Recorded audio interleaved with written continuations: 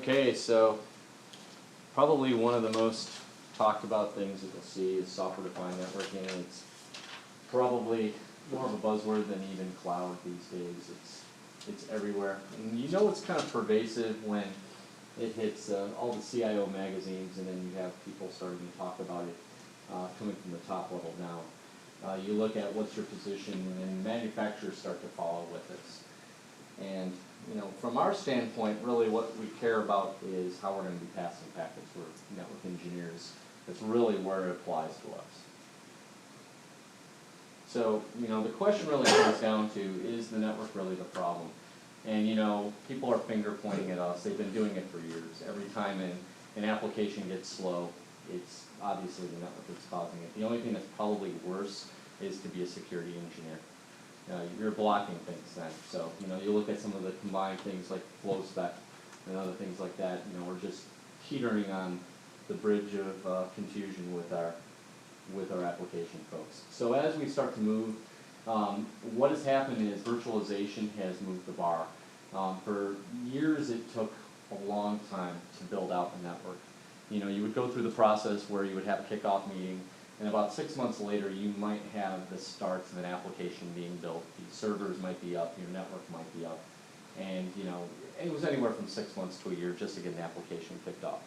And then virtualization came around, and now all they have to do is right-click on something, and the system is provisioned in a matter of minutes. So now what they do is they push back on us and say, hey, look, it's the network team that's causing the problem. They're the delay. If only I had all the power to make changes. And then you look at, you know, products that are being built that can enable them to kind of do this. So compute elements are provisioned really quickly. Application flows have become increasingly complex. I look at just troubleshooting some of these application flows, and it's just amazing. We're crisscrossing multiple firewalls, multiple data centers.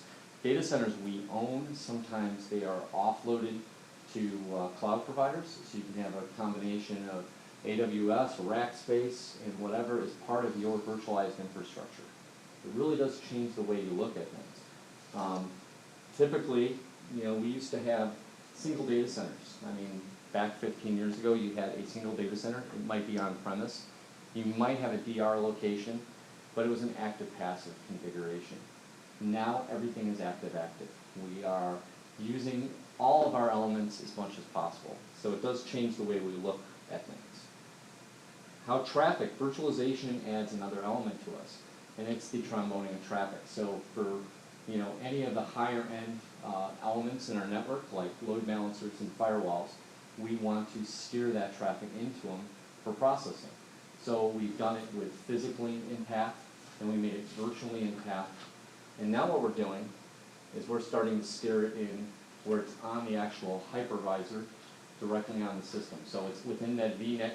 We bring it into the vSwitch, and we have those compute elements there to take effect. And then, how did we look at this historically? We did this north-south. So a lot of our data center traffic was built around e-commerce. So what we did is we brought traffic in and out of our data center.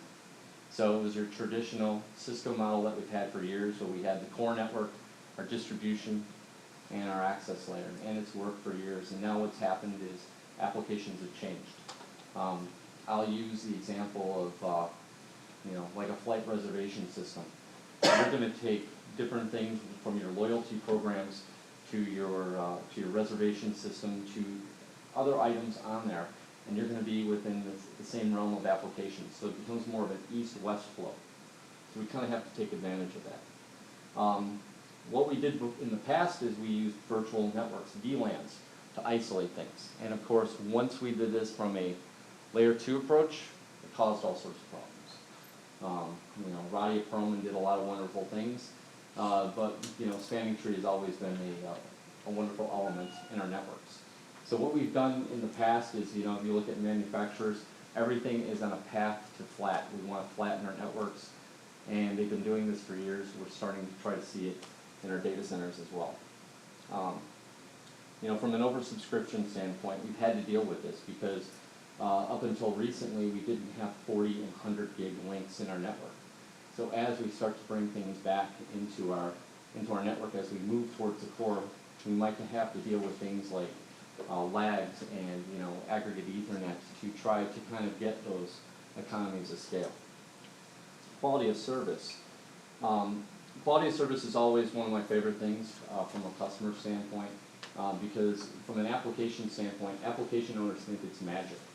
They think that you can take an oversubscribed link and just add some quality of service on it, and all of a sudden it's an OC3 or 10 gig link. And data center interconnects, it's an active passive model in the past. So what did we do with this? We just replicated data from one data center to another. So what we find out is applications are really driving this. Applications are a pain in a lot of ways because they're increasingly complex. You look at things like the volumetric attacks and some of the more application-focused attacks. Your environment is now spun out of control where you have multiple tiers of an application across multiple attack vectors. So applications can be on-premise, they can be in the cloud, they can be at a colo, and they can flow across all these. So now application rollout times, we talked about this already. It can be anywhere from, we'd start off with pre-virtualization, it could be months to a year. And now we're looking at from days to hours and maybe in an SDN environment, minutes. Does this look like anybody's applications internally? I had a customer that we were going through a firewall migration, and during the initial deployment they ran into problems. We wound up having to back out because when we asked the application owners about what's going on, all they did is they sent us a screenshot of Internet Explorer with a page cannot be displayed. And when we asked them, well, can you tell us what is front-ending this? Oh, I don't know. I know that it goes somewhere in AWS. Okay. Does anybody know where this server is? No, this one's over in this other data center. They have no concept of how these applications relate. So now what we try to do is, before we even go through this, we have them try to map out something like this.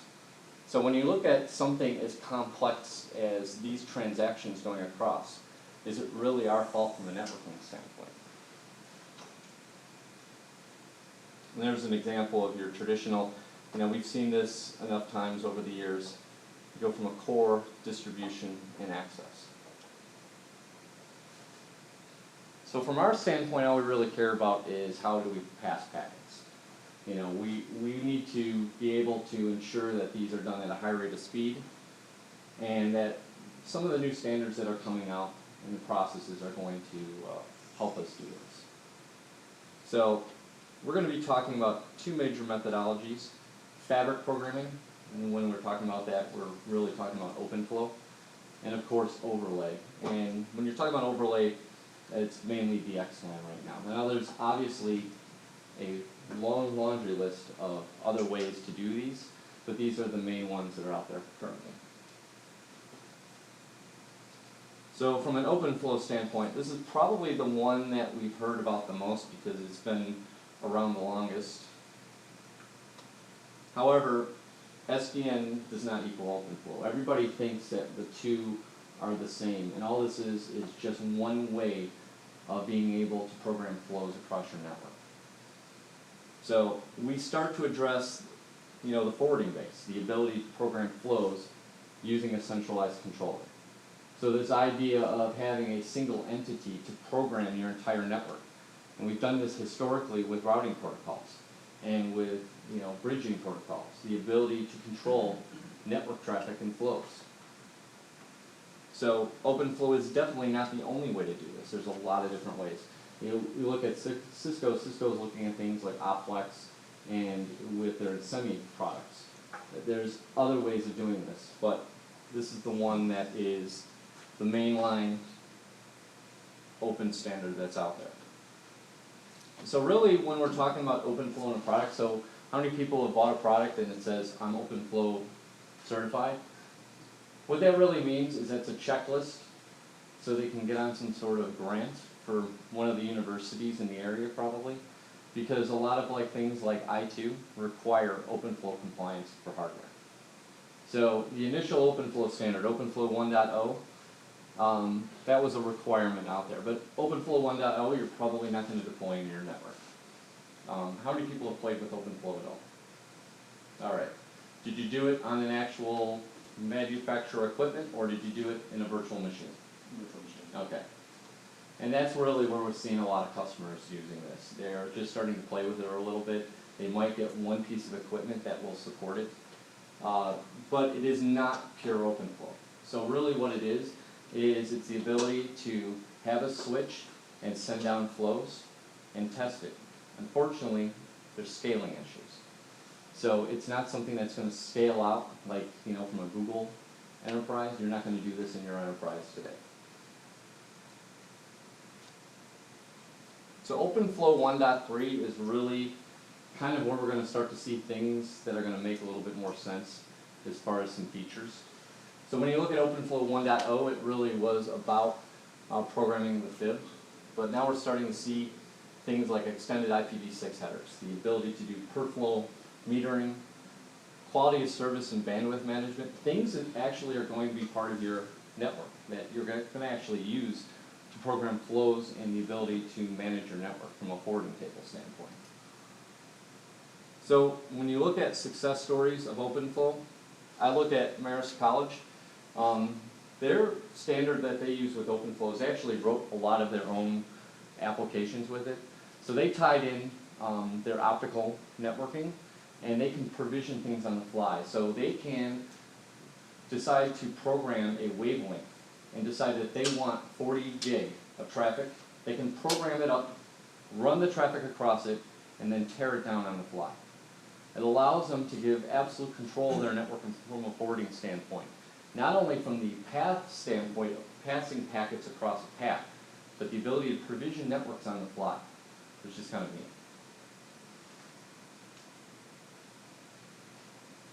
So OpenFlow itself is just about some sort of controller communicating with some sort of switch and providing a flow table. So this is a little different than routing. We're not using destination routing to do this. We're actually making intelligent decisions for it without a routing protocol. So from an OpenFlow standpoint, outside of the one individual is playing around with it, anybody have NSX in their environment at all? You started to play around with that yet? All right. So from a tunneling standpoint, this is where we're going with NSX and other technologies like that. So tunnels are nothing new. We've done this historically. A lot of times it's to mask issues in our network. We will use it to override things like if I have a bunch of MPLS networks and I want to make a single contiguous OSPF area 0 across it, I'll punch a GRE tunnel across it. It's not necessarily the best thing. We've used it to steer traffic around our network. The problem with the tunnels is a lot of times we use it to hide our design flaws. So we use it to get around something. And the problem with that is once we punch that tunnel across, we abstract the underlying network. So a lot of the ability to see, slowness, latency, and all the decisions that are being made from a routing standpoint go away. They also add complexity. Who's ever added a whole bunch of GRE tunnels and thought that it made things easier? Probably nobody. So from a tunneling standpoint from SDN, we start to look at most of this traffic is east-west. So what have we been trying for years to solve? And that's the issue of how to get this multi-data center traffic replication to go. So we want to have layer 2 stretch across multiple data centers. There's been lots of ways we've done this in the past. We've done everything from having direct fiber, DWDM, to some sort of overlay architecture using layer 2 VPNs. We've done this many different ways. The problem with layer 2 stretch is you still have to deal with things like spanning tree. You can cause all sorts of problems by adding layer 2 in places you shouldn't. So tunnels allow us to extract that and stitch that layer 2 network together. And in the end, we're just trying to demotion. I mean, that's the #1 application that I see getting pushed to derive this layer 2 stretch.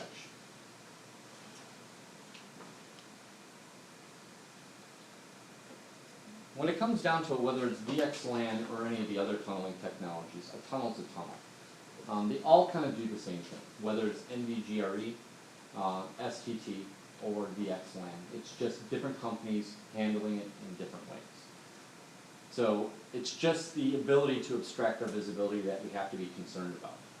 So what we're starting to see is manufacturers tying in these overlay architectures into the underlay network. So we start to see the ability to report and have centralized control across those mediums.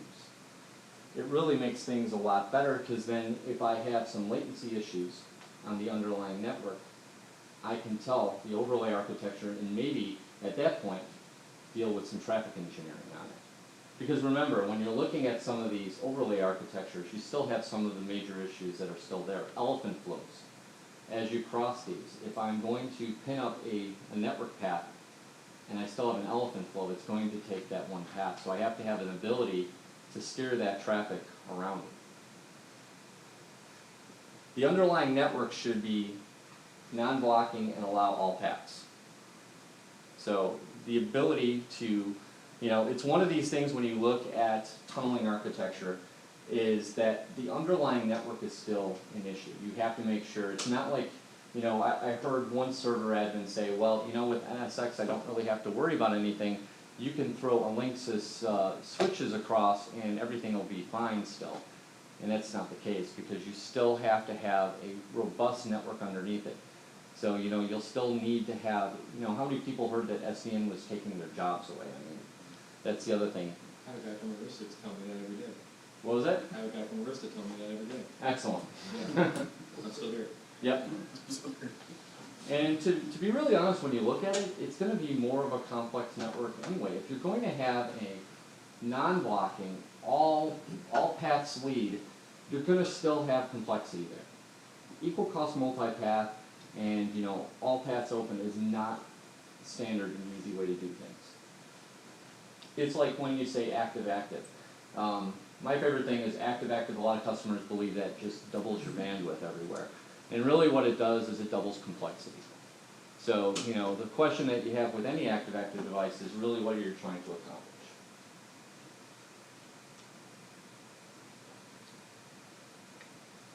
Here's the thing with physics. Physics still applies. So if I have a data center that's here in the United States, and I have an application that is housed here in Chicago, and it's calling to another server that sits in China, that takes time. Einstein's still right. The speed of light is still the speed of light. We can abstract this as much as we can with WAN optimization and other methodologies, but still, if those calls are going across a network, no matter how you abstract it, it's still going to slow things down and you have to be aware of it. We have to make sure that we have visibility between these tunneling mechanisms and the underlying network. Now what we're starting to see from a manufacturer standpoint, you can look at Arista and Juniper and sure even Cisco, is the ability to start tying in and looking at these overlay architectures and signaling to the underlying network. So you look at things like analytics down to the port level. So I can see if this port itself is causing an issue, maybe I can signal a centralized control point. So you can start to look at tying that into an SDN architecture so we can start to get a visibility across your entire network. And in the very end, traffic engineering is still needed. There's no way around it. You're going to have to take a long path that's sometimes over a short path. And when it comes down to it, that's still a difficult thing from an engineering standpoint. Yes? With regard to complexity, how do you see this in the financial market where patent is everything and separation is required? How does SDN add that complexity? Well, from a low latency environment, you're going to still see some separation. I don't know if SDN, look at some of the low latency environments. Do you see a lot of routing protocols running into them? You're seeing a lot of static. You're seeing safety, safety out of nice, still using RIP. Yeah.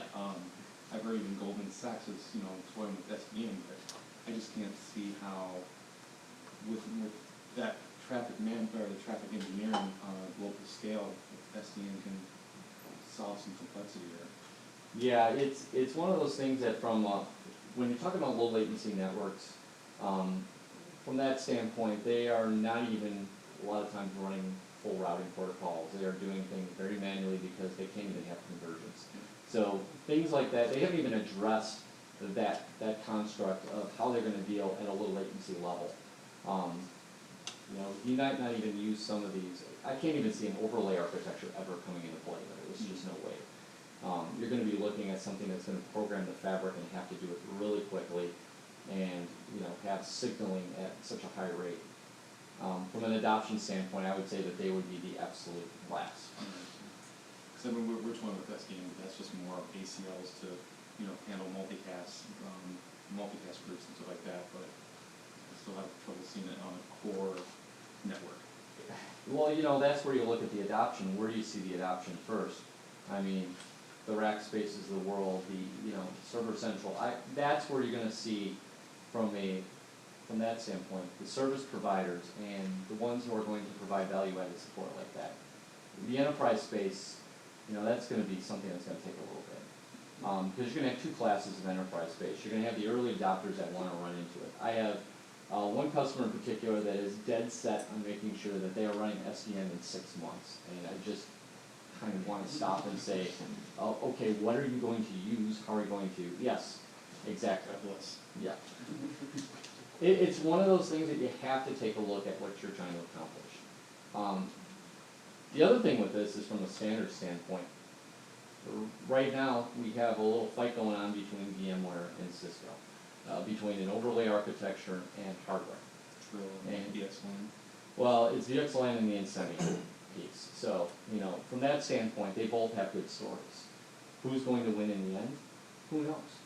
You know, it's one of those things that you got to look at, you know, hedging your bets, and, you know, there's always going to be early adopters of all these technologies. That's why I kind of wanted to pull and see who was using NSX in here. Next one, who's using InSemi in there? There's none out Well, that's the thing, you know. They- We have one customer that allegedly has, yeah. Yeah. So I want to see, you know, where Well, the technically it's out, but the line cards don't support the feature yet. So. there you go. I was gonna say, the porn industry hasn't taken it over yet, and that's the early adopters. Well, yeah. It's true, it's true, I mean, it's kind of a joke, but it's still serious, they're the first adopters, and if they don't go towards that, probably won't take off. Well, yeah, and you look at it, you have the combination of the hardware versus, you know, software abstraction that you're going to be dealing with. You know, and then you look at other companies like Juniper, and what is Juniper doing right now? They're hedging their bets. They have a controller. They have OpenFlow support. They support VXLAN and some of their hardware. And they're just sitting waiting to see who wins on any of it. And that's, you know, there's others who have bought all into OpenFlow, and they're hoping that that's going to win. And then you got Cisco doing their thing, and you got VMware doing their thing. It's really going to take time to flesh out. You know, some of these products aren't shipping, or are kind of barely shipping. And then you have other products that are shipping, and, you know, the question that I always ask is who's running it yet? And every time I poll a group of people, I get one person that usually is playing with OpenFlow on some sort of virtual switch on a VM. I had one person once with hardware. But it's one of these things. It's not really out in the wild yet. You know, nobody in here is Google. Nobody has the army that they have of developers. It's a completely different level of abstraction from a regular company. And then you get down to, you know, the large size companies that are going to take their time and wait. Just hopefully, from this standpoint, as I look out, is, you know, it's one of those wait and see. You want to understand it. You want to move forward with it, but you don't want to be the first one on your block to be running. The thing I always ask is, what are you trying to solve with it? So my favorite thing here is when you look at the tunneling technologies, you have Microsoft doing their own thing. Shock. We have STT. We have VXLAN. And then we got this brand new thing, Juniper, which is a combination of Microsoft and VMware. Notice, no Cisco. So, how many Broadcom ASICs have been deployed that have VXLAN support? So, Arista, Juniper, they're all, you know, it's merchant silicon. So the question is, is that programmable silicon, hopefully it supports this because this is where they want to push. They want to push something that's going to go across both companies. Because the enemy of my enemy is my friend.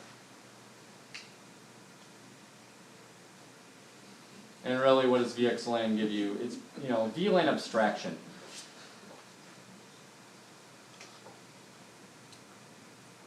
So really what we've done is we've traded in our VLAN ID for a VXLAN ID. And we're just tunneling one into the other. If you look at this and you look at every other way people have tunneled one sort of layer 2 piece into another, it all looks the same. If you look at NVGRA, it's kind of similar. It's not the same. That's why I tell you not to get hung up on the VLANs, because the tunneling technology, because it's all doing the same thing, and if this doesn't win, it'll be switched out relatively quickly. The problem that you're going to have with this, if this ever does get switched out, is how many hardware vendors have put this in their product line, and what is the switch out process to go from this to Genevieve. So, early adopters, you come out tomorrow and you say, you know what, I really like this, I'm going to do it tomorrow. The problem with this is even the most, the guy who's wearing the unicorn ears and the hat, he's a real early adopter, he loves this stuff. How do you actually deploy it in your enterprise? How do you get it in? It's not like you're going to turn over and flip a switch and you're SDN tomorrow. What you're going to wind up doing is you're going to build islands of SDN to pick an application, a process, and you're going to start there. Or, in the case that you brought up, the porn industry. So you're going to have different devices that are going to support this. So how are they going to do this? They're going to have some sort of termination point. So that's where you started to see things like the VXLAN termination in hardware. Hopefully it's hardware, not software, so you can actually scale this. We want to map our VXLAN flows and tie them back into traditional devices, so traditional routing and switching like we've done forever. Because you're going to have to tie that into your legacy network. Even if you pick it up tomorrow and you decide you're all in, it's going to take a while to do this. That's why I get a kick out of the one customer who wants to do this in like 4 to 6 months. Just converting a single data center is going to take beyond that. Your equipment would have to support it.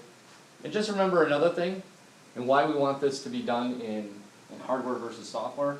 ASICs do really awesome things compared to software processes. So that's why I always look at things like, we're going to offload everything into a VM host and do SSL decryption then. And I look at it and say, well, good luck with that. I hope that works out for you. So you look at the devices, so one of the devices that's a good VTEP, the MX router. The MX router does support, and they actually have a white paper on how to tie it in and use it as islands of SDN in your environment, because you're not going to convert it and just do wholesale changes to your network. And this is just kind of a slide to show you that really all we're doing is we're tunneling, we have a VXLAN ID, and then we map it to a VLAN of some sort. So if you kind of look at it, it's kind of a cute way of saying Q and Q with layer 3 across. And here's an example of islands of SDN. So you'll have your native VXLAN termination, and then you'll have a gateway device that'll provide connectivity to the rest of your network. So speaking of VXLAN, I had a customer that found VXLAN crossing some parts of their network. They didn't know this, but their server admins decided to play around with NSX and start to punch little tunnels across their network and not tell anybody. And they found this out with doing Wireshark one day. So all of a sudden they see something, they didn't know what it was. It didn't make sense, and when we started poking around, sure enough, that's what it was. And they just found out that, hey, we don't need you, we can just do this ourselves, because that's what they told us. So make sure that you're having discussions with people in the virtualization side, because you have to partner up with them. So, and just doing a real quick poll here, who thinks that routing and switching on the NSX host should be your domain or the server admin's domain? I mean, server admin? You want to get that away? So that's the question you have to look at. Some of these gateway functions, you're going to start to see roles are going to migrate. besides the fact that everybody in here has to learn Python within 6 weeks. But, you know, you're gonna have to have these, you know, the walls and the barriers we talk about in traditional enterprises. So we always look at the security of the network team, and the reason they don't like each other a lot of times is because they used to work with each other, and there's, you know, inline issues of working with somebody for years. So tunnels will help us abstract that underlay and then allows us not to worry about layer 2. So let's kind of talk about the underlay network here. So these really neat tunnels that we're going to punch through our network are going to give us another opportunity. So if I have a VM host that sits in a rack, and he's going to communicate across the network to another VM host, do I really have to worry about them being on the same layer 2 network or at all? No, I can use traditional routing to allow those two hosts to communicate with each other. So if that's the case, maybe I can start to do things like layer 3 cloths. So I can start to actually have a routed fabric. You know, routing works, we know this. Routing can scale, we know this. So, you know, from that standpoint, what's the issue is complexity. So Doug Hanks from Juniper has a little application that he wrote, and it basically is to build little mini ASs for having an AS per top of rack switch, which, you know, when I looked at it, looks really cool because you're going to have a lot of BGP, and BGP is really neat. But then when I showed somebody else, they looked at it and said, that's a lot of complexity.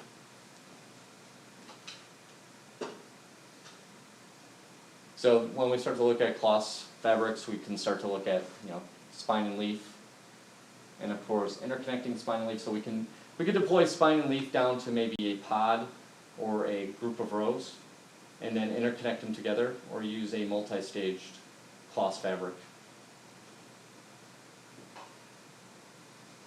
So stitching this all together, and of course this is probably the most out of focus slide I've here. Look good on my laptop. So the idea here is we're starting to take things that were physically in line, and now we're putting them virtually in line, and now we're putting them virtually within the VM host. So if I have a stateful firewall, why should I take that traffic and drag that off the VM host, out to a third-party device, and then back to the VM host if it's going to communicate between two VMs sitting on that same host? So if I have a stateful firewall and a ADC on that box, like an F5 load balancer, why should I bring that off network? It's inefficient. And if you look at it, you know, I can protect these east-west flows locally within the VM switch without dragging it off net. So this is a slide that Brad Hedlund put together for VMware, and it kind of shows some really neat interactions as how things happen. And it really doesn't matter if it's NSX or not NSX, but just kind of to show you, you know, where the service chaining is really going to tie us in.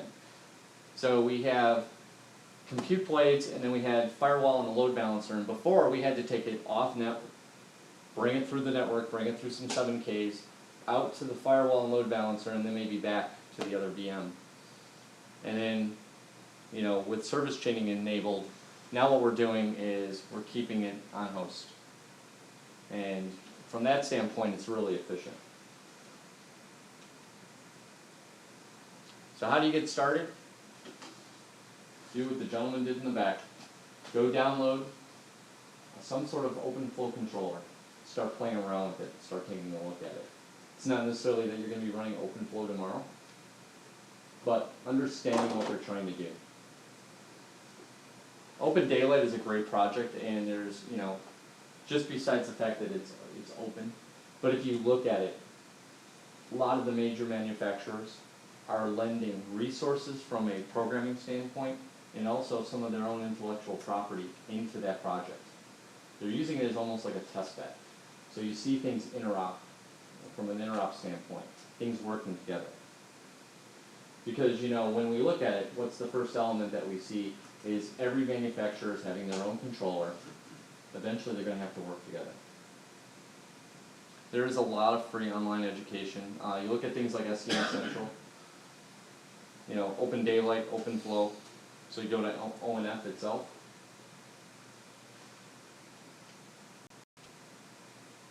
And of course, you can download full feature VMs directly from Open Daylight. They will have the VM switch in there.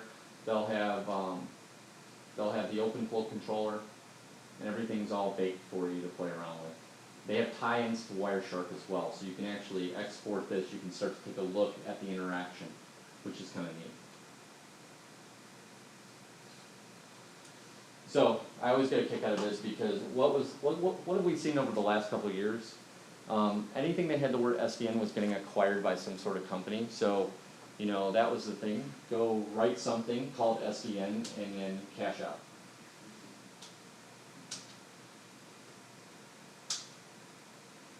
Any questions? Besides the porn industry. How do you see network skills evolving? You mentioned learning Python, right? Like, how do you see, like, is there a shift from CLI to something else? Well, in my own personal opinion, there's going to be, you know, we always look at, you know, network engineers are going away, and that's not necessarily the case. You look at that underlay network, there's going to be complexity there. It's still going to require certain skill sets to work on it. Where I see is you're going to have this kind of combo function of a server admin that also has some sort of network functionality. That we're going to have some automation and orchestration that's going to do things like VLAN provisioning. When I spin up a VM, the VM is automatically going to provision the VLAN.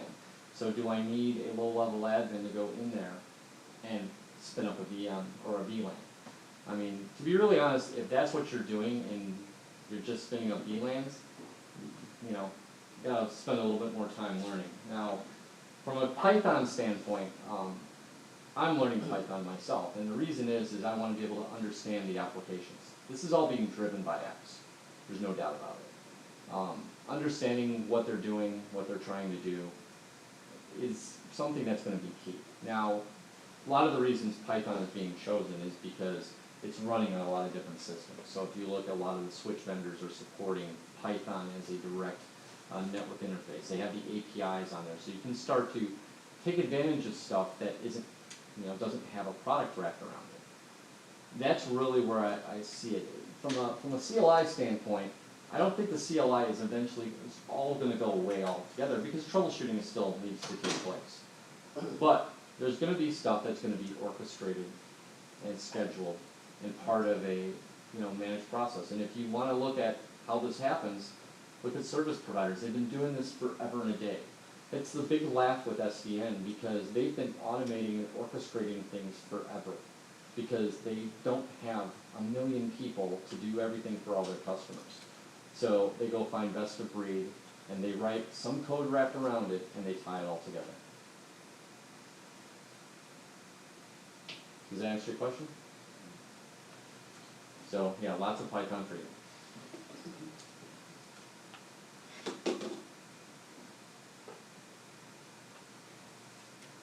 Thanks, Tom. Thank you very much. Thank you.